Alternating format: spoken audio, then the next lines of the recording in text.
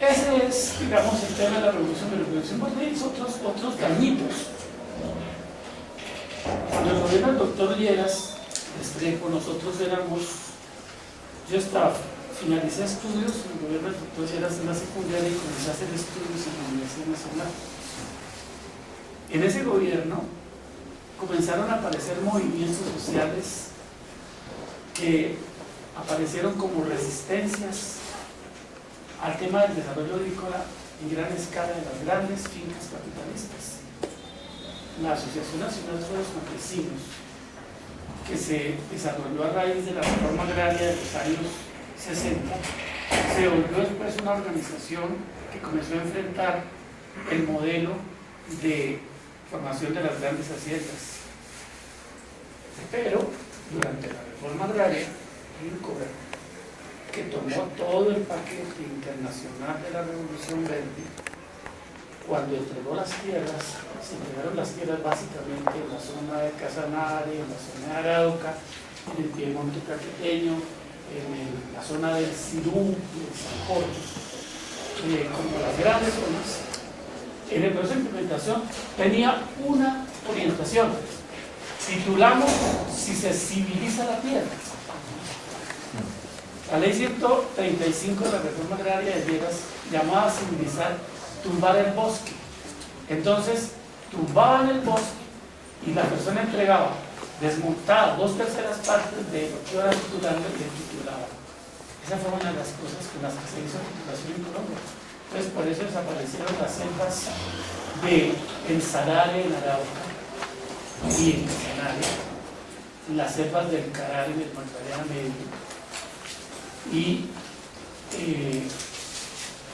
se generaron con un apoyo gigantesco el desarrollo de infraestructuras como los distritos de riego de Saldaña, de Coello, los distritos de riego de la Sierra Grande de Santa Marta, los distritos de riego del Semil de San Jorge, que lo único que hicieron fue poner en contacto el agua dulce con la cuña salina y generaron serios procesos de salinización de suelos.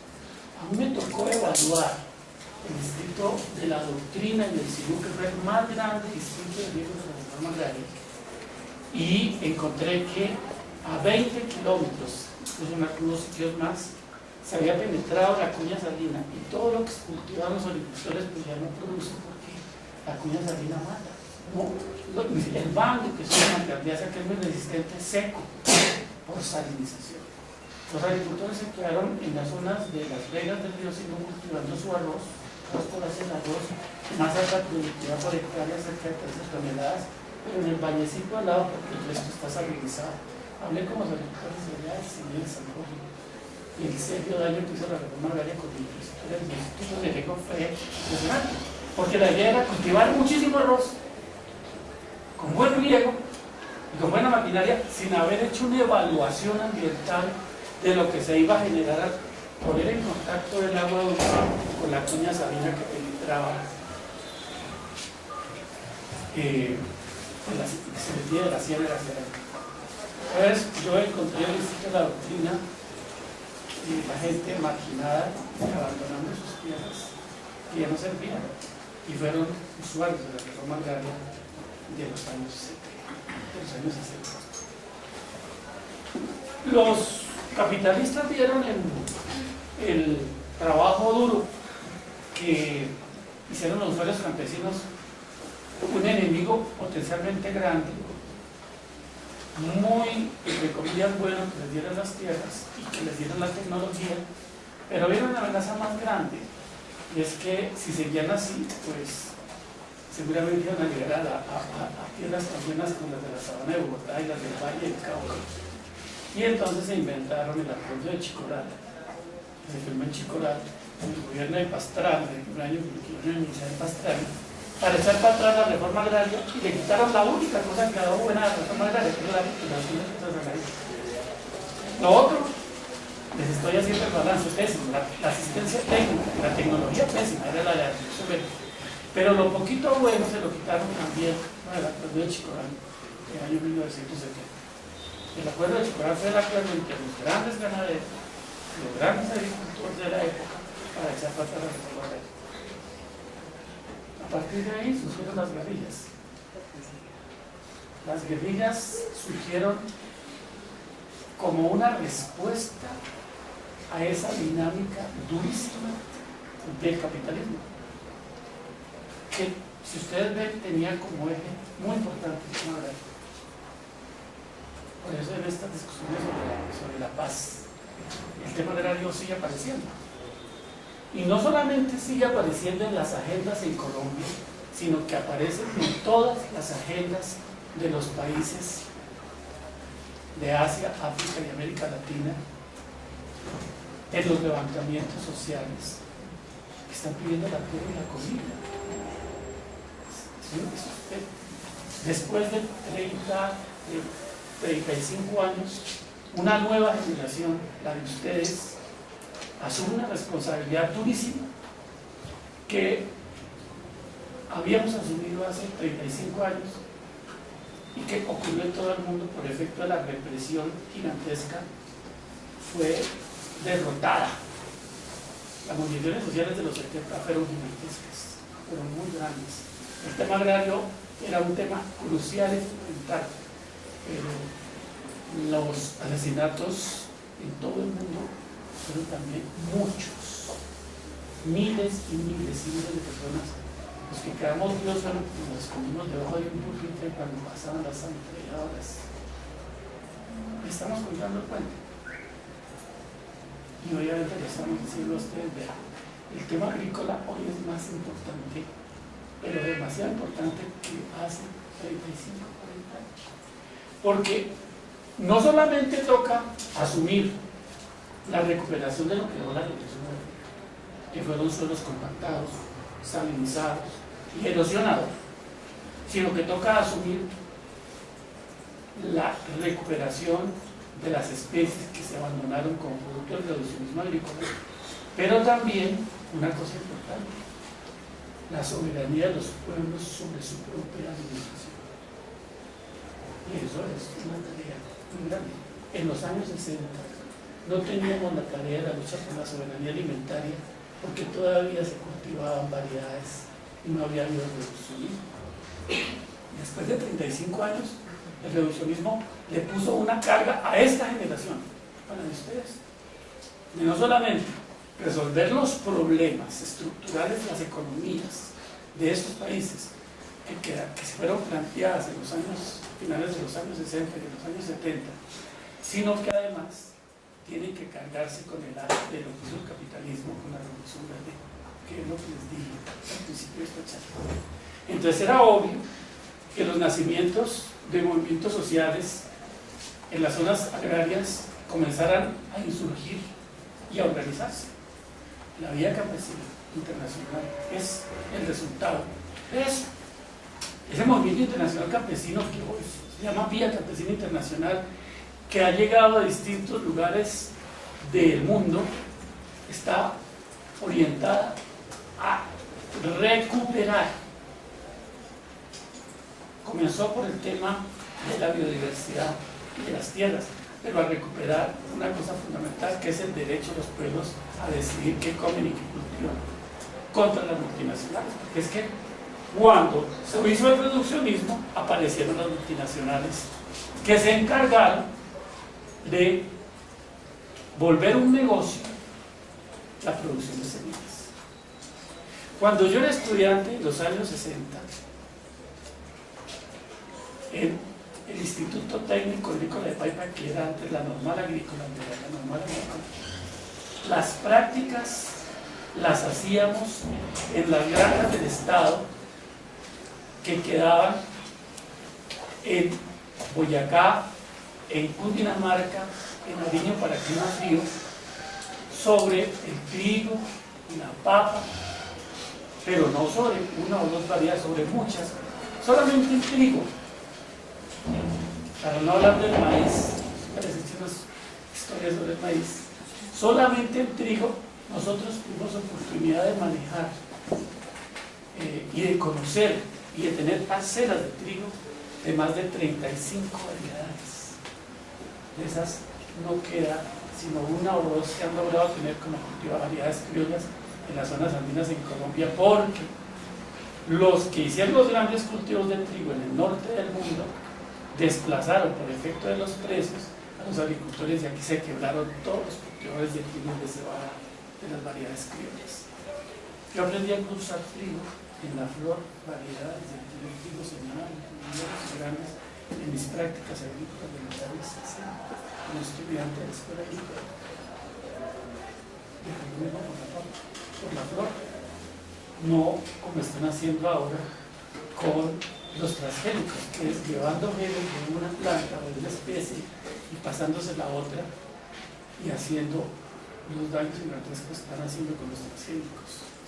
No, nosotros hacíamos civilización por la flor, sacando el polen, teniendo variedades más larguitas de espiga, más corticas, pero sin hacer las alteraciones que se han hecho con la revolución de los transgénicos. Era obvio, las multinacionales tomaron los transgénicos, tomaron las variedades, comenzaron a trabajar los transgénicos, entonces comenzaron a decir, esta variedad, como era resistente a los pesticidas, ahora vamos a hacer que ya no sea resistente. Necesitámosle un gen traído de otra planta que resiste esta ataque de insectos, entonces ya no hay problema. Toda la soya del mundo es transgénica. Toda la soya. Ni una variedad de soya del mundo no es transgénica. No tomen leche de soya. Bueno, es un poco el tema, porque es que toca decirlo. O sea, la soya es buena ahora para producir, estaban diciendo, aceites como biocombustibles. Bueno, que la usen para producir biocombustibles. Pero el primer trabajo duro que se hizo en la agricultura fue volver la soya transgénica. Y después cogieron el maíz. También lo están volviendo transgénico. Yo tuve oportunidad hace unos 3 años de ir aquí a Tibertatá, la granja que tiene Corpoica, y de entrar al banco de germoplasma de maíz. Quien dirige la granja de Corpoica es un agrónomo amigo y me llevó al banco de germoplasma. Es un cuarto frío, unas 3 veces este cuarto, a donde se guardan las variedades de maíz que se cultivaban en los años 60. Viera usted la alegría que yo tengo cuando me van sacando las bolsas y me van mostrando. Pero no había una política para multiplicarlas, ahí están. Y son 6 u 8 maicitos de cada variedad metidos y guardados en el banco de germoplasma. Tenemos también el banco de germoplasma de frío en Palmira. Y ahí están. La política del Estado no es esa, porque las multinacionales impusieron sus variedades y las transgénicas mucho mejor. Hay un investigador que ha estado caminando en Perú y me decía, vea, en una ladera peruana hay una comunidad campesina que maneja 450 variedades de papa en un pequeño espacio, y es herencia del manejo agrícola de los incas, no el desarrollo del capitalismo. Es un poco, ahí les vea.